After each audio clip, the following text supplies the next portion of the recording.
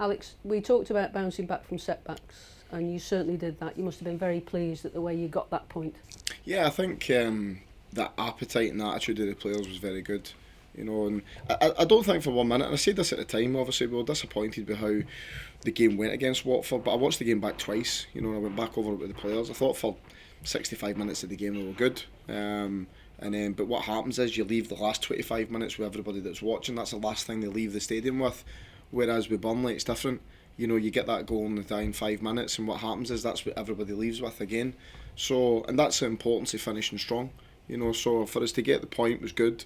I thought we merited the point in terms of clear-cut opportunities in the game in regards to what Burnley had to what we had. We knew we were going to have to go there, be disciplined, work really hard, and when our opportunities came along, make sure we make good use of the ball and obviously break into space. And I thought we did all that. So, but this is going to be a whole new challenge, Sheffield United. We're at home. So yeah, we just need to go and try and attack the game. You're still probably in the situation where you're learning more about players' mentalities and what they can and what they can't do and how they react. Yeah. But did you feel that Stoke finished the stronger in that game at Manchester City, at Burnley on Tuesday? Probably because of the momentum of the goal. Because I think when we got the goal, what happened was you can see belief naturally starting to sort of build. I think at that point, obviously that sort of deflates them because they've been leading in the game until that period. I think there's a real want to do really well, and like I said the other day, I think it's about building those sort of blocks, belief first and foremost, confidence, all that bit, and then sort of resilience I think comes off the back of that, good performances, and I think hopefully as games go by and time goes by we get closer and closer to where we want to be all the time.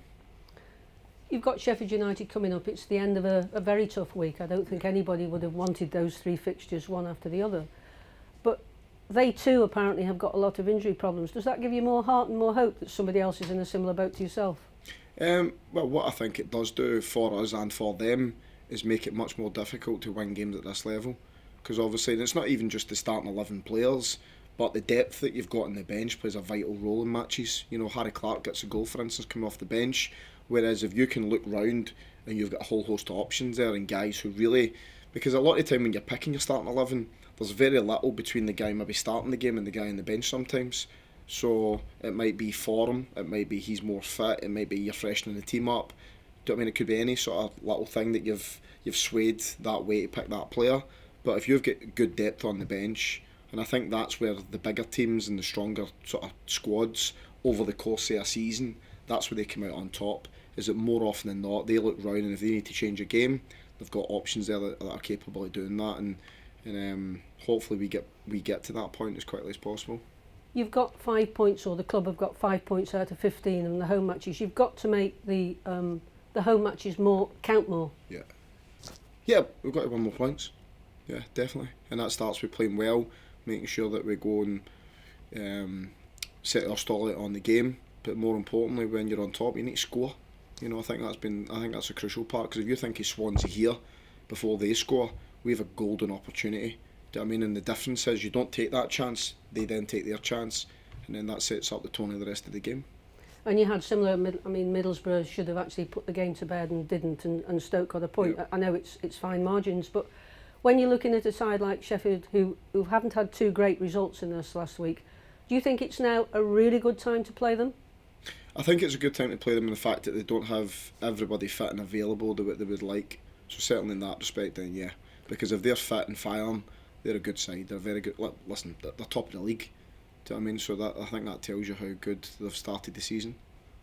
And the first goal in any match is really important. Yeah. But when Stoke haven't been doing as well at home, how important do you think it is for Stoke to get the lead against Sheffield United?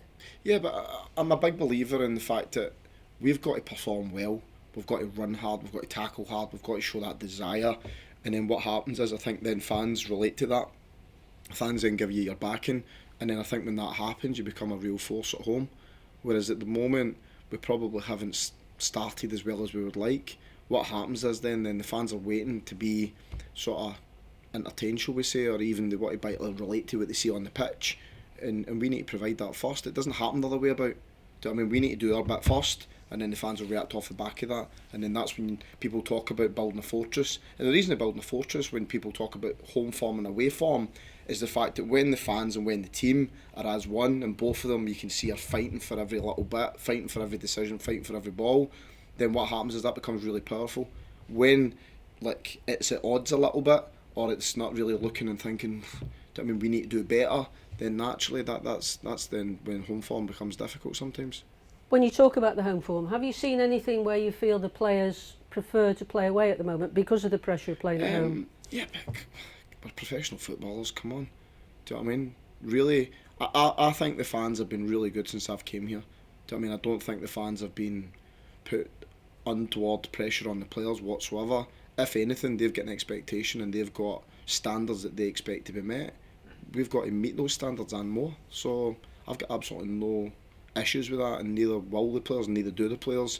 We need to do as well as we can. We need to do better. We need to pick up more points, and we need to make sure that when you come to Stoke, it becomes a really difficult match for anybody. And given that the formation changed a little bit and the Fosu played further forward, do you see now the opportunity to play Tyrese Campbell and Fosu as more wide men going forward? It gives you more options, maybe? We didn't really do that in the game, so that wasn't really the case. Tyrese played as a sort of centre forward, played like a sort of front three to a certain extent, but more tucked in with the three forwards. And then just towards the latter part of the game, obviously when I made the change and took Dwight off, Liam went central and Tariq went further up. I think it could be an option for us when we get everybody back fit, you know, because what happens is naturally when you move players at the top end of the pitch, it then affects the back line in terms of what that looks like, and obviously what we're playing against has an impact as well. When do you think you'll have a full squad to pick from? I'm not quite sure. Thank you. Thank you. Alex Liam, he'll have to still look with his first goal, but he's not hiding, is he? He's really keeping in the action, trying all the while, and it will come eventually, won't it? Yeah, I think what people need to understand about Liam is this is his first loan, you know, and he's a young lad and he's learning his trade, and he's learning his trade on the job at a really good level. So that's not easy to do. You know, I've had players before that have been in very similar circumstances. You know, I had Lucas Nemecha that I brought from Man City when I was at Preston. I took Anthony Gordon into Preston when I was there as well. And your first loan as any player is difficult, it's tough, because you're learning men's football. You're learning what it means to win. And more importantly, you're not playing against under 19s, under 20 players anymore. You're playing against seasoned professionals that are big, they're strong, they're powerful. And all it'll take for Liam is just a bit of time. And that's a starting point for him, isn't it? Because he has that physicality, but it needs to be used in the right areas, isn't it? Yeah, well, what he's got to do is utilise what his qualities are. You know, and like you say, physicality is one of them. So he needs to lean in, he needs to pin people, he needs to take the ball in, let us get up the pitch. And then obviously his movement, his running power in behind, his finishing.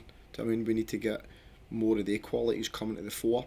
But that, I think, is more of a team dynamic in terms of supplying the right ball for him to get on the end of, him making the right runs. So there's a lot of bits to come together to make sure that works as well as it can do. As you already told us in many ways, Alex, and you know all about it, the Championship is an unforgiving league. Doesn't matter what team you play, does it really? And Sheffield United, despite they've had a couple of setbacks and got one or two injuries, they have the squad that can utilise to the best of their ability, don't they? Sheffield United will be expecting to go up this season. That's what they'll be expecting, without a shadow of a doubt. If you look at the run for when Paul Heckingbottom took over last year to the end of the season, if that had started for the beginning of the season, they'd have got promoted automatically. And they've started better this year than what they started there. So that tells you where they are as a team. You look at the experience. A lot of the lads played in the team that I think finished 10th in the Premier League. So, and a lot of the lads were bought for like good money when they were getting into the Premier League. They've got extremely talented and not only talented but depth of squad. However, like everybody's shown in this league, anybody can beat anybody in their day. You've already touched that you want to get it on the front foot right away. Is it important that you match them stride for stride, or isn't it about what you do then, Alex? I think it's a bit of both. I mean, like I say, there's always two facets to the game. What you do when you've got the ball, how well you use it, how much of a threat you can become. But also, it'd be naive of me to say, right lads, we're just going to rock up and play our game and hope that we can beat Sheffield United. You need to understand what their strengths are and how to negate that. But that can't be the basis, it's just your game in general. Do you know what I mean? There needs to be two sides to it. So even like Burnley, albeit a lot of our game was without the ball, we still carried a real threat with the ball. hence the reason why I created good chances. So we've got to have an understanding of how we're going to attack, but also how we're going to defend. Thank you, Alex. Cheers. You touched on Harry Clark there, who came off the bench and scored a great goal. I just was a bit, can you just clarify what you were saying about depth of squad? Because I looked at the bench and I thought, oh, that's quite a strong bench. Are you saying that you don't have the depth of squad at the moment, or it will improve when the injured players come back? Well, it's naturally going to improve when the injured players come back, because the lads who are currently missing at the moment, Josh Timon, Harry Souttar, Nick Powell, Sam Clucas, I mean, if you look at all the players, do they make us stronger? Do they make us stronger? That's Yes, the question. that makes sense. Yeah. Well, naturally, you've got a better depth of squad then, haven't you?